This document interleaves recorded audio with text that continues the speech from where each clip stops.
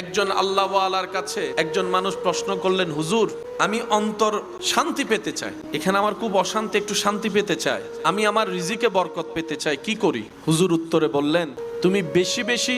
ইস্তেগফার করো আর তোমার সর্বশ্রেষ্ঠ দুশমনের জন্য হেদায়েতের দোয়া করো।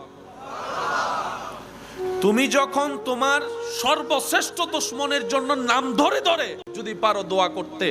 দোয়াটা রবের কাছে যখন যাবে, রব তো জানে তোমার মনের হালত কি, রব তো জানে কেন তুমি তাকে দুশমন মনে করো, কেন তাকে শত্রু মনে করো, কেন তাকে ঘৃণা করো, দেখতে পারো না, সেই কারণটাও তো রব জানে। যখন রব দেখবে আমার বান্দা প্রতিশোধ না নিয়ে তার কল্যাণের দোয়া করছে, ক্ষমা করা রবের শান, ওই গুণ যখন আল্লাহ কোন বান্দার ভিতর দেখে যে বান্দাও ক্ষমা করে দিচ্ছে প্রতিশোধ না নিয়ে, আল্লাহ তখন ওই বান্দা যে ক্ষমা করতে চায় তার সারা জীবনের গুনাহ মাফ করে জাহান্নামী থেকে জান্নাতি বানাই দেয়।